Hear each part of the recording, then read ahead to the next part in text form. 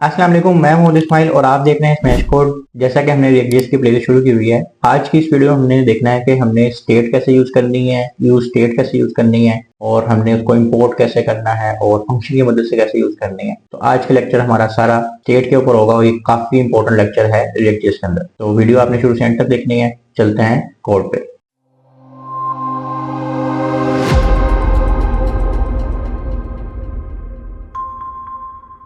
जैसे कि आपने देख लिया कि आज के इस लेक्चर में हमने पढ़नी है स्टेट्स। स्टेट क्या होती है, यूज स्टेट क्या होते हैं और इसको हमने हुक के साथ कैसे यूज करना है अपनी रिएक्ट जेएस में। तो स्टेट है जी कि एक कंपोनेंट के अंदर हमने कोई डाटा अगर चेंज करना है, जैसे हमने प्रॉप्स में भी किया था ना, ऐसे ही ये भी उसके जैसे ही है लेकिन इससे ज़्यादा पावरफुल है, प्रॉप से भी ज़्यादा। और उसके अंदर थोड़ी सी यानी टेम्परेरी स्टोरेज भी होती है, यानी कि हम स्टेट के अंदर कुछ भी डाटा रख सकते हैं जो बाद में हमें पता है कि हमने इसको डिफरेंट मौकों पे डिफरेंट फंक्शंस के साथ चेंज करना है। और उसको हम क्यों करते हैं, हमने दोबारा से वो छोटा सा कंपोनेंट, यानी अगर यहाँ पे 10 कंपोनेंट है उसमें से एक ऐसा कंपोनेंट है उसकी वैल्यूज चेंज होनी है किसी तरह भी, किसी बटन पे क्लिक होने से या किसी चीज़ को क्लिक करने से, ठीक है, कुछ भी, यानी कि इवेंट परफॉर्म होगा और उसकी वैल्यू चेंज होगी। तो उस हिस्से को सिर्फ चेंज करने के लिए, यानी पूरा पेज ना चेंज हो, सिर्फ वो हिस्सा चेंज हो, तो हम उसको फिर स्टेट की मदद से री रेंडर करते हैं। यानी कि एक होता है ना आपका, यानी कि पेज में चीज़ लोड हुई है, पूरा पेज नहीं लोड होगा, फिर सिर्फ वो हिस्सा रीड लोड होगा, ठीक है। और प्रॉप्स में स्टेट को हम म्यूटेबल भी कर सकते हैं। और डायनामिक यूआई के लिए हम, जैसी बात है, जैसे मैंने आपको कहा है कि डायनामिक होता है हमारा यूआई, वहाँ पे रियल टाइम चेंजेस हो रहे होते हैं स्टेट की मदद से, ठीक है। और यूज़र इनपुट के हवाले से हम स्टेट को यूज़ करते हैं, यानी कि यूज़र ने कोई चीज़ पे इनपुट देनी है और उसके बिहाफ पे वो चीज़ चेंज होनी है यूआई में, तो उसके लिए हमें स्टेट की नीड होती है। और इंटरनल लॉजिक्स के लिए भी, जैसे प्रॉप्स वगैरह के लिए भी हम स्टेट को यूज़ करते हैं और अपने यूआई को या आउटपुट को री रेंडर करते हैं जब भी हमें नीड हो। सबसे पहले है जी यूज स्टेट को हमने देखना है कि हम यूज स्टेट हुक को कैसे अपने कोड में यूज कर सकते हैं। तो इसमें सबसे पहले हमारे पास एक स्टेट का हमने वेरिएबल बनाना है और फिर फंक्शन बनाना है उसको अपडेट करने के लिए, ठीक है। तो इसको हम यहाँ से बेसिक सिंटैक्स इसने दिया हुआ है हमें, क्या है कि हमने एक कॉन्स्ट बनाना है अपने रिएक्ट कंपोनेंट में ही, उसके अंदर यानी एक वेरिएबल बनाना है, उसमें हमारे पास एक वेरिएबल होगा काउंट, ठीक है, जिसमें स्टेट की एक्चुअल वैल्यू आ रही होगी, जो भी रियल टाइम वैल्यू होगी। और एक हमारे पास आ रहा है सेट काउंट, जिससे हम इस वैल्यू को चेंज कर सकते हैं। एक तो होता है ना हम काउंट की का एक वेरिएबल सिंपल बनाते और उसके अंदर हम वैल्यू चेंज कर लेते जब हमारी मर्जी हो, लेकिन इसमें ऐसे नहीं होता। काउंट का एक वेरिएबल है जिसमें हमारी एक्चुअल वैल्यू रहेगी, हमेशा उसमें ही रहेगी। अगर इस वैल्यू को आपने चेंज करवाना है तो इसको यूज करते हुए चेंज करवाना है। और ये हमारी इनिशियल वैल्यू है, यूज स्टेट के अंदर जो जीरो लिखा हुआ है ये हमारी इनिशियल वैल्यू है, ठीक है।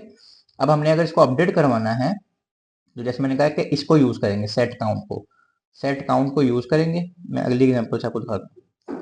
अब ये देखें, ये हमारा एक रिएक्ट का कंपोनेंट है, काउंट्स में काउंट आ गया, सेट काउंट आ गया, यूज स्टेट आ गया, जीरो इसकी वैल्यू है। हमने क्या कहा, बटन पे ऑन क्लिक होना, एक फंक्शन चले सेट काउंट, यानी इसको उठाओ सेट काउंट को, और जो काउंट की वैल्यू है ना उसमें +1 कर दो, ठीक है। और बटन के क्लिक होने पे ये करना है, ठीक है। तो जब उसकी जीरो वैल्यू तो 1 हो जाएगा, फिर दोबारा क्लिक करेंगे 2 हो जाएगा। तो ये चीज़ है, इसको हम ट्राई करके देखते हैं और फिर देखते हैं इसकी और क्या क्या स्टेट होती हैं जिसपे हम काम कर सकते हैं। अच्छा जी, सबसे पहले हमने एक चीज़ करनी है, यहाँ पे इंपोर्ट करना है हमने यूज स्टेट को फ्रॉम रिएक्ट, ठीक हो गया। हम रिएक्ट में बता रहे हैं कि रिएक्ट से हमने यूज स्टेट को इंपोर्ट कर लिया, ये उसने ऑलरेडी पैकेजेस जब इंस्टॉल किए थे सारा कुछ उसने इंस्टॉल कर लिया। दूसरी बात, ये फंक्शन का कंपोनेंट जहाँ से शुरू हो रहा है ना, वहाँ पे आपने एक वेरिएबल बनाना है यूज काउंट्स के नाम से, और ये हमेशा अरे होगी। सबसे पहले आपके पास काउंट आ जाएगा जिसमें रियल टाइम वैल्यू आ रही होगी स्टेट की, जो भी वैल्यू होगी। दूसरा आ जाएगा सेट काउंट, जिसकी मदद से हम उसकी वैल्यू, काउंट की वैल्यू चेंज कर सकते होंगे बाद में, ठीक है। और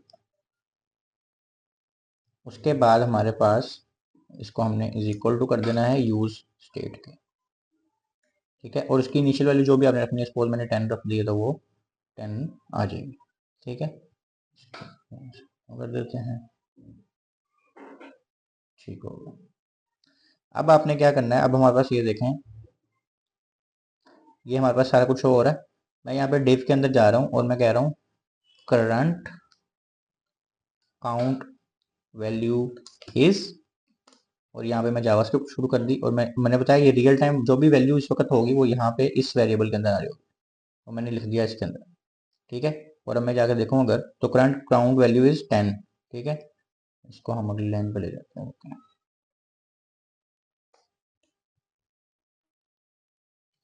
करंट काउंट वैल्यू इज 10। 10 कहाँ से आ रही थी हमारे पास, क्योंकि यहाँ पे हमने इनिशियल वैल्यू 10 दी। अब हमने अगर इस वैल्यू को चेंज करना है तो हमें इसकी मदद से करना है। एक तो सिंपल सा काम है, एक हम यहाँ पे बटन बनाएं। ठीक है, और इसमें लिख दें इंक्रीज 1, और बटन के अंदर ये हमने सिंपल एक बटन बनाया। ठीक है, ये बटन आ गया इसके पास। हमने यहाँ पे बटन में एक फंक्शन बनाए ऑन क्लिक के नाम से। ठीक है, और इस वेरिएबल को उठाएं, ये जो भाई सेट काउंट है ना, को क्या कर दो। अच्छा जी, हमारे पास ये ऑन क्लिक पे हमने सेट काउंट का बना लिया कि सेट काउंट से हम वैल्यू चेंज कर सकते हैं। ठीक है, और सेट काउंट के अंदर हम कर दें, चलिए इसको पूरा एक फंक्शन बना देते हैं।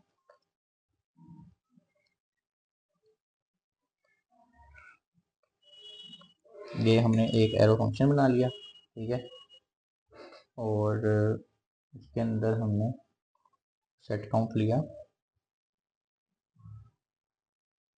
और हमने कहा कि जो काउंट है ना, जो भी काउंट की वैल्यू है उसमें +1 करना।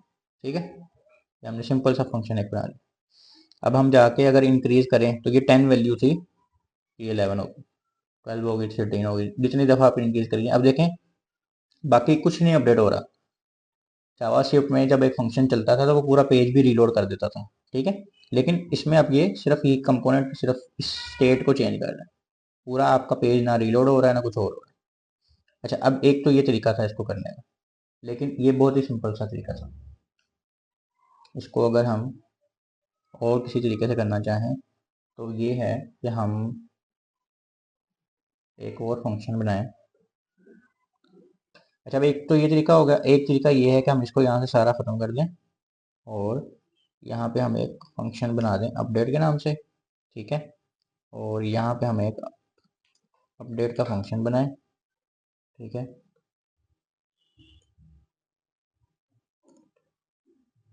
और उसके अंदर हमने क्या करना है, हमने ये सेट काउंट लेना है। सेट काउंट ले लिया हमने, और उसके अंदर हमने एक और वैल्यू लेनी है, उसको एक और एरो फंक्शन बना देते हैं। उसके अंदर हमारे पास ना यहाँ पे आ रहा होगा प्रीवियस। ठीक है, अब प्रीवियस से मुराद ये है कि ये जो काउंट है ना, ये कहीं और भी यूज हो सकता है, कितने और भी फंक्शन में यूज हो रही होती है ये स्टेट ही। तो जो भी उसकी रियल टाइम वैल्यू होगी ना, अभी तो उसने 10 ले ली क्योंकि हम उसको डायरेक्ट यूज कर रहे थे। यहाँ हमने वो जो सेट काउंट करके काउंट को ले लिया था ना, काउंट का यानी कि डायरेक्ट वेरिएबल ले लिया था, वो उसने जो भी उसकी वैल्यू तो ले ली। हो सकता था कोई और फंक्शन होता तो उससे डिफरेंट यानी कि यूज होती। तो हमने यहाँ से अगर प्रीवियस ले लिया, ठीक है, और अब हम अगर जाके क्या करें कि प्रीवियस काउंट को प्रीवियस में यानी कि जो भी प्रीवियस की वैल्यू होगी यानी जो उस वक्त रियल टाइम उसकी वैल्यू होगी उसको हम कर दें। इसकी हमें मतलब से जरूरत नहीं है, एक लाइन में हो जाएगा +1। ठीक हो गया, इज इक्वल टू, यहाँ पे मिसिंग था। अब क्या हो रहा है, हो वही काम रहा है, कोई भी चेंजेस नहीं होंगे इसमें। ये देखें काम वही हो रहा है, लेकिन जरा और proper security point of view से कह लें कि आपका जो वेरिएबल है कि ये अगर वेरिएबल कहीं और भी यूज हो रहा हो, ठीक है, और उसकी वैल्यू वहाँ पे 36 हो, तो वो उसको नहीं लेगा। जो भी रियल टाइम उस वक्त एग्जैक्ट वैल्यू होगी वो उसको लेगा और फिर इस फंक्शन में डाल देगा, और जब भी हम इंक्रीज करेंगे तो वो उसको इंक्रीज कर देगा। तो ये हमारा है जी स्टेट का काम सारा। इसके अलावा जो इसमें हमें बेसिक इश्यूज आते हैं वो हम देख लेते हैं कि हमारी जो गलतियां होती हैं वो स्लाइड्स पे जाकर देखते हैं। सबसे पहले तो ये है कि जी हमारी जो यूज स्टेट है वो कंपोनेंट के इनसाइड हो आउटसाइड ना हो, फंक्शन के जहाँ से कंपोनेंट शुरू हो रहा है उसके बाद। ठीक है, और टॉप लेवल पे हो, लूप्स के अंदर ना हो, इफ स्टेटमेंट्स के अंदर ना हो। मल्टीपल यूज स्टेट आप यूज कर सकते हैं एक ही कंपोनेंट में। ठीक है, उसकी इनिशियल वैल्यू अपने नंबर भी दे सकते हैं और स्ट्रिंग भी दे सकते हैं, अरे भी दे सकते हैं, ऑब्जेक्ट भी। हमने नंबर दिया था उसमें कुछ भी दे सकते हैं। काउंट +1 ये रॉन्ग है, सेट काउंट काउंट +1 ठीक है। क्यों, हम डायरेक्ट काउंट को नहीं ले सकते, सेट काउंट से हम उस वेरिएबल को चेंज कर सकते हैं, डायरेक्ट काउंट की वैल्यू नहीं चेंज कर सकते। ठीक हो गया। और अगर हमने ऑब्जेक्ट स्टेट चेंज करना है तो भी हमने ये देखें सेट यूज़र से जाके उस यूज़र की एज वगैरह या कुछ भी चीज़ चेंज करनी है तो कर सकते हैं, डायरेक्ट यूज़र की एज चेंज नहीं कर सकते। और एसिंक्रोनस स्टेट अपडेट अगर हमने करनी है तो भी ये देखें बटन क्लिक फॉर ईच से हमने डायरेक्ट सेट काउंट लगा दिया यहाँ पे और फिर काउंट के वेरिएबल ले लिए जैसे अभी मैंने पहले करके दिखाया था। लेकिन ज़्यादा अच्छी प्रैक्टिस ये है कि हम प्रीवियस लें जहाँ पे वो रियल टाइम जो भी उसकी वैल्यू होगी वो लेगा और उसमें फिर वो +1 कर देगा। काम दोनों से सही होगा, लेकिन ये ज़रा ज़्यादा कॉम्प्लेक्सिटीज़ में जाएंगे तो इसमें गलतियाँ होंगी। तो आज के इस लेक्चर में हमने क्या पढ़ा है, स्टेट पढ़ी है और उसको हमने देखा कि हम मल्टीपल वेज में किस तरह यूज़ कर सकते हैं और उससे हमें कितना फ़ायदा हो सकता है कि हमारा पूरा पेज री रेंडर नहीं होगा बल्कि जस्ट वो स्टेट चेंज होगी जहाँ पे भी वो मसला यानी वो चीज़ अपडेट हो रही है वो चेंज होगा। तो उम्मीद है आपको समझ आई होगी। अपना बहुत सारा ख्याल रखिएगा, मिलते हैं अगली वीडियो में। अल्लाह हाफ़िज़।